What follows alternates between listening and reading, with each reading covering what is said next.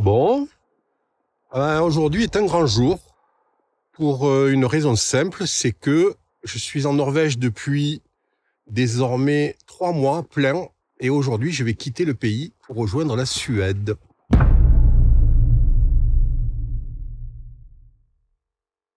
Alors, pourquoi je pars en Suède un peu précipitamment comme ça? Tout simplement parce que hier soir j'ai vu que les routes de glace sur l'archipel de Luleå, donc sur la mer Baltique, étaient ouvertes pour les véhicules de jusqu'à 4 tonnes.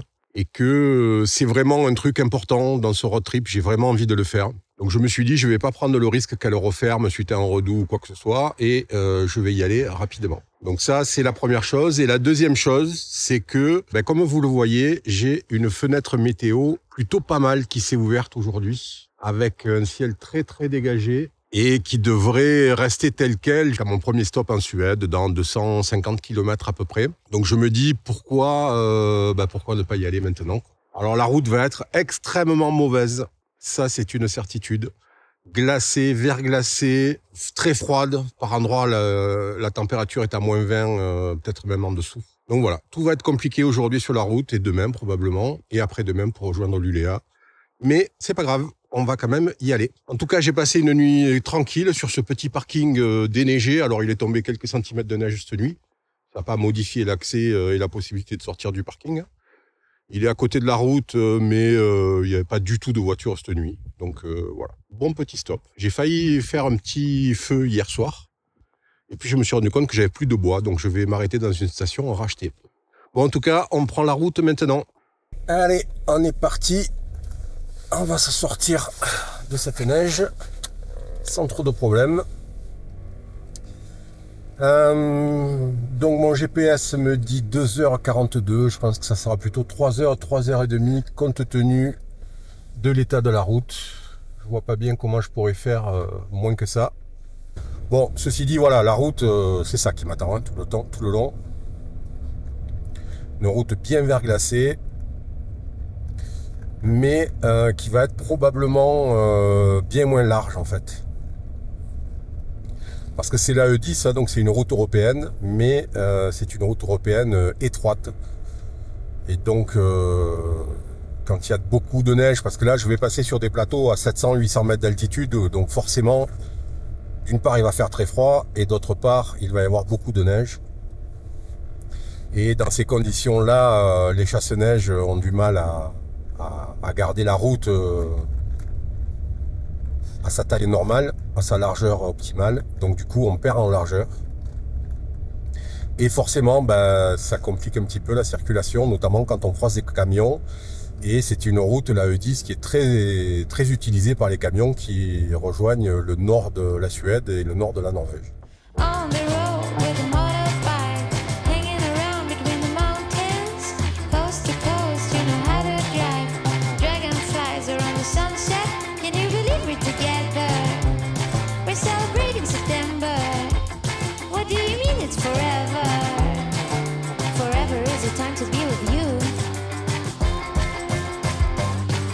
Et voilà, on arrive au rond-point où la E10 se sépare de la E6.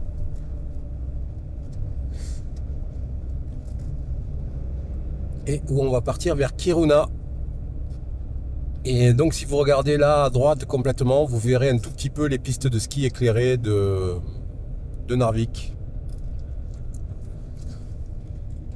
La route pour Kiruna est ouverte.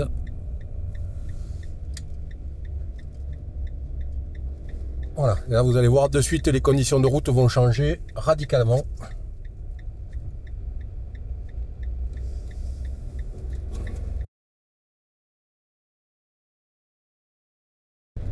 Voilà, on retrouve une route assez proche de celle de ce matin. Et on est à 30 km de la frontière suédoise.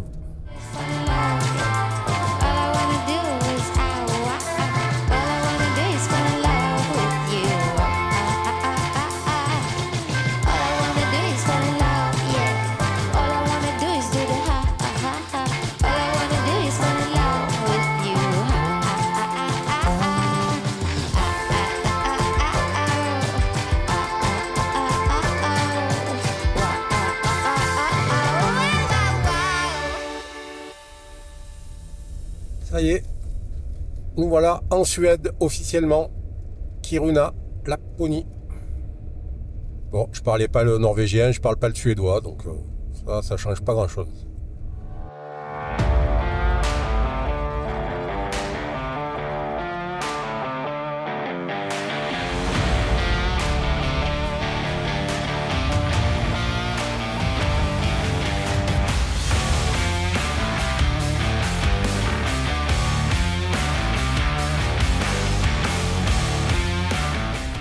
Oh, ces paysages encore.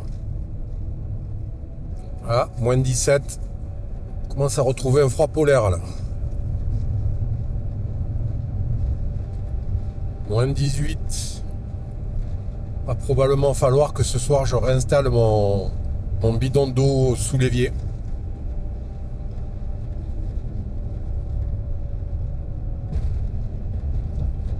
Moins 19.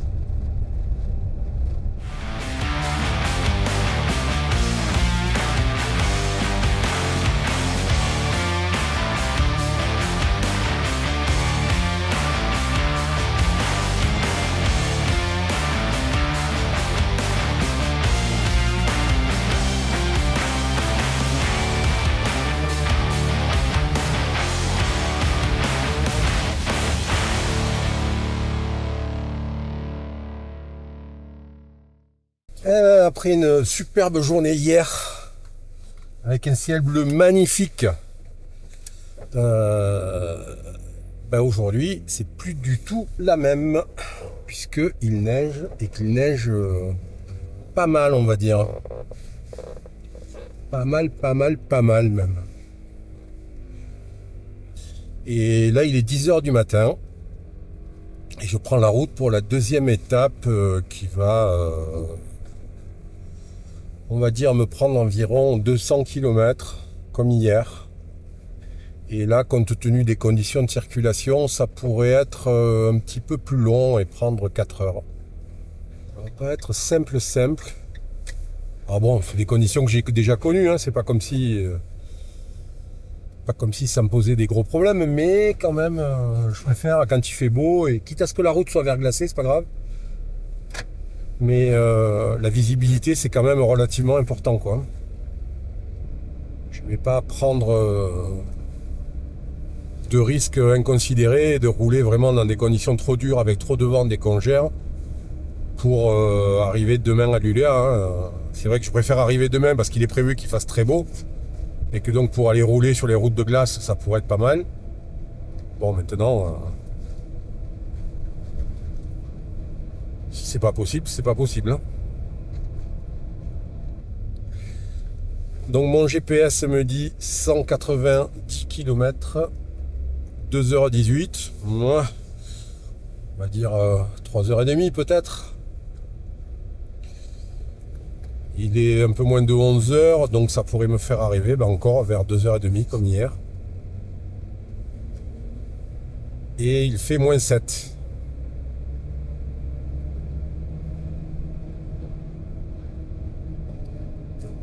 Bon, je crois que je vais pas forcément faire une longue vidéo sur cette étape-là, parce qu'avec la neige, c'est pas très cool. Vous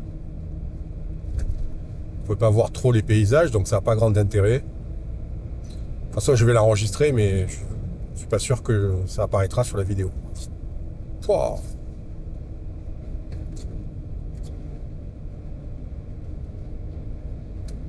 Ah ouais, là, avec la neige comme ça, et les camions, le vent et tout... c'est vraiment tendu, quoi. Quand on croise les camions, on se prend un nuage de neige, c'est impressionnant, quoi.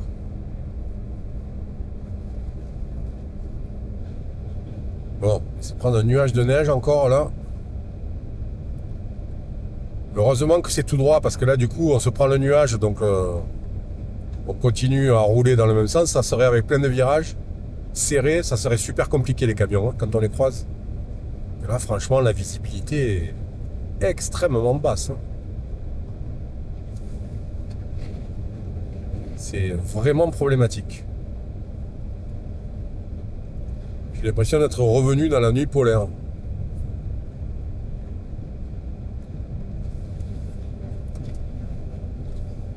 Et allez, encore un camion, encore un nuage de neige. Oh, c'est enfer. Ça, c'est vraiment dangereux quand même. Parce que typiquement, s'il y a un renne qui traverse la route pendant qu'on croise un camion, on le voit pas.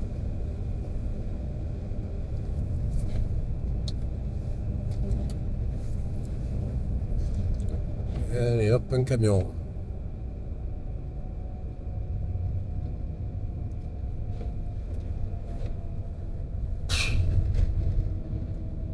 Oh, c'est enfer. Ah, voilà, c'est ça. Ça, c'est ce que je crains. Quand il y en a plusieurs qui se suivent, là, on n'a plus du tout de visibilité pendant 500 mètres. Ah non, mais c'est dingue, hein. Ah, c'est vraiment compliqué, là.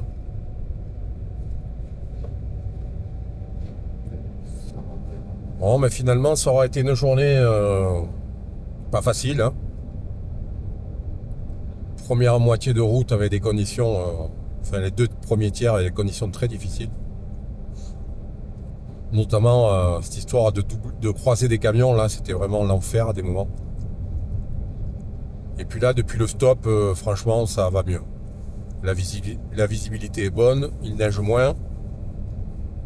La route est redevenue comme elle était hier, c'est-à-dire verglacée, mais avec beaucoup de travail de rainurage dessus.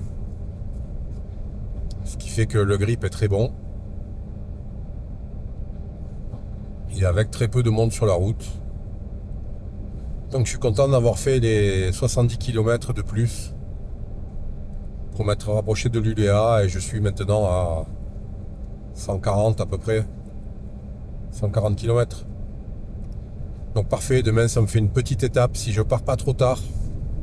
Si je décolle vers 9 h demain, je pourrais être à 11 h à l'ULEA. Et donc s'il fait beau, bénéficier du soleil pour aller sur la route de glace. Parce que normalement il devrait faire plutôt beau demain et après-demain. Donc si c'est le cas, ça va me permettre d'avoir 2 jours pour aller rouler sur les routes de glace. Et après, j'irai me caler dans l'aire de camping-car qui est à côté du port de la marina pendant 2 ou 3 jours.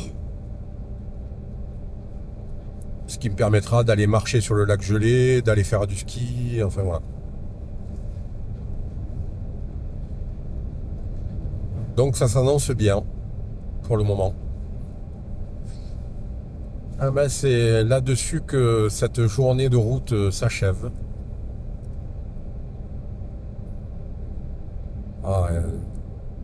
Probablement été pour vous bien moins intéressante, bien stressante pour moi par moment. J'espère que demain tout va devenir plus dégagé, plus calme. Et voilà, après un petit peu de difficulté, parce qu'il a pas mal neigé cette nuit, j'ai pu sortir de mon emplacement. Et nous voilà sur la route pour la commune de Luleå en Suède. Alors la particularité de Luleå, c'est que c'est une ville qui est en fait un archipel, hein, qui est sur un archipel. Alors elle est sur le continent, mais elle est encerclée de toutes petites îles. Et que tout le bras de mer de la mer Baltique à cet endroit-là ne fait que... alors c'est pas la mer Baltique, hein, je ne me rappelle plus comment elle s'appelle, cette mer qui est entre la Finlande et la Suède. Et donc toute la zone autour de Luleå, la mer est totalement gelée. Et quand je dis totalement gelée, c'est totalement gelé. Et du coup, il crée des routes l'hiver sur ces espaces totalement gelés. Et depuis 4-5 jours, les routes sont ouvertes aux véhicules jusqu'à 4 tonnes. Vous vous doutez bien que j'ai très envie d'aller voir ça de plus près. Donc il reste 140 km à peu près. Alors aujourd'hui, on va pas aller sur les longues routes gelées de 7 ou 8 km. On va se contenter de traverser le fjord, un peu au nord de Luleå. et de prendre une route sur la glace qui en fait habituellement est gérée par un ferry. Voilà, donc on va commencer par là, parce que d'abord c'est une route pour 7 tonnes, parce que pour tout vous dire, je suis pas extrêmement rassuré à l'idée d'aller mettre les roues de Maurice sur au-dessus de la mer. Ça paraît con, hein. Je sais très bien que ça fait des décennies que ces routes sont gérées l'hiver, qu'elles sont vérifiées quotidiennement, que jamais personne n'est passé à travers la glace, qu'il y a des chasse-neige qui passent dessus, des engins de 6, 7, 8 tonnes. Mais bon, encore une fois, c'est ma maison, c'est mon véhicule, c'est mon bureau, j'ai toute ma vie dedans. Et puis, j'ai pas envie de me retrouver dans de l'eau à 2 degrés, quoi. Vous imaginez bien. Donc, je suis pas inquiet, mais pas plus rassuré que ça d'aller rouler là-bas dessus. Même si j'en ai très envie, hein. Donc, on va y aller, on va dire, doucement. Et on va commencer par rouler sur un fjord aujourd'hui. Et demain, on ira rouler sur une longue route de 8 km qui donc sépare Luleå d'une île. Mais voilà, j'ai bien envie d'aller passer un petit peu de temps à Luleå et aller voir ce truc qui pour nous, Européens du Sud, est quand même assez improbable, quoi. Donc il fait vraiment un temps magnifique, après avoir fait vraiment un temps de chien hier où il a neigé tout le long et où la route était... c'est littéralement une horreur, quoi. Parce qu'en fait, il y avait 5-7 cm de neige sur le côté, pas là où on roule, mais juste à côté. Donc les camions qui arrivaient en face roulaient sur cette neige. Et donc ça levait un nuage de neige incroyable quand on passait. Et on n'avait plus du tout de visibilité sur 200 ou 300 mètres, quoi. C'était vraiment extrêmement stressant. Et je suis content qu'aujourd'hui les conditions soient quand même bien meilleures, hein. Alors l'autre bonne nouvelle, c'est qu'il y a du soleil. Alors je ne dois pas charger beaucoup, mais je dois charger un peu. Là j'imagine que je charge à 15 watts, 15-20 watts peut-être. C'est pas beaucoup, mais ça fera toujours mes 3, 4, 5 ampères heure. C'est toujours mieux que rien. Là il est 10h15, le soleil va monter encore un peu, hein. Pendant l'heure qui vient, le soleil va monter. Alors, il va pas être très très haut, mais il va monter d'encore de 3-4 degrés, je pense. Et donc, ce qui va augmenter ma capacité de charge. Mais là, typiquement, si je me garais, avec la porte coulissante côté soleil et que je lève les panneaux, je chargerai à 300-400 watts sans aucun problème. Et du coup, j'aurais fait la E10 en totalité, du petit village de Haut dans les Lofoten, en Norvège, jusqu'à le moment où la E10 arrive sur l'autre route européenne et s'arrête. Voilà, j'aurais fait l'intégralité de la E10 en une semaine à peu près. Alors j'en suis un peu sorti pour aller au zoo, pour aller au parc polaire. Mais sinon, je l'ai faite quasiment, enfin je l'ai faite en intégralité. Alors, on n'est pas loin de la traversée du fjord sur la glace. Ça va être une grande première pour moi et pour Maurice. C'est assez amusant, la route à droite pour Avan, je sais pas comment ça se dit. En fait, il y a le pictogramme du ferry. Sauf qu'il n'y a pas de ferry. Il y a la route sur la mer.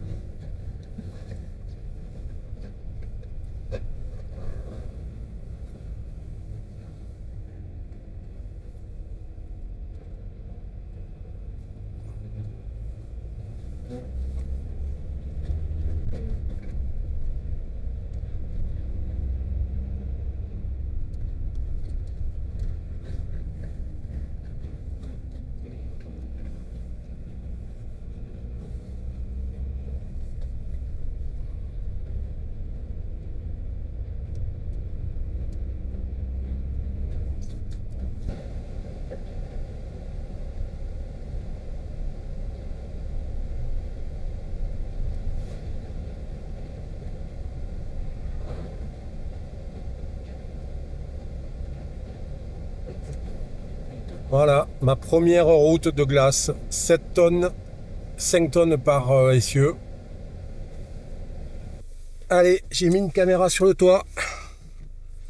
C'est parti pour la première route de glace de Maurice et de moi. 30 km/h max, 50 mètres entre les véhicules. On y est. Voilà. On roule sur un fjord, mesdames et messieurs. C'est juste fou. C'est incroyable.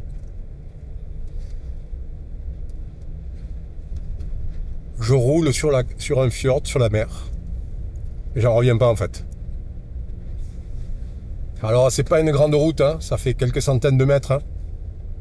Mais c'est une bonne idée de ce qui attend demain. Parce que demain ça va être la même chose, mais sur plusieurs kilomètres. Ah, la sensation est folle. Hein. C'est incroyable. Incroyable, incroyable.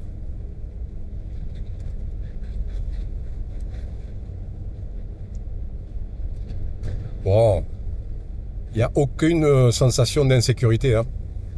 En fait, une fois qu'on est dessus, c'est comme quand on roule sur la neige ailleurs. Hein, ça n'a pas de... Enfin, il n'y a aucun sentiment d'insécurité. Bon, ben voilà, c'est fait. Ma première route sur la neige est terminée.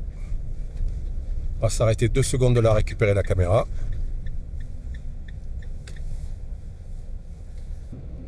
Je serais curieux de connaître l'épaisseur de glace.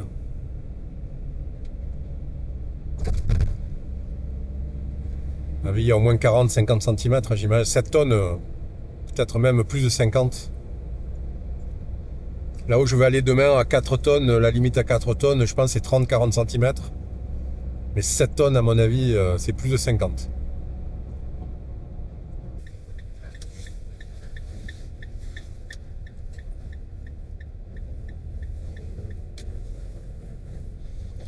Voilà, c'est ce parking, pas très glamour, mais bon.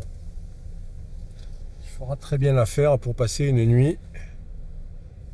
Apparemment, il y a une petite boulangerie bien sympa dans la galerie marchande.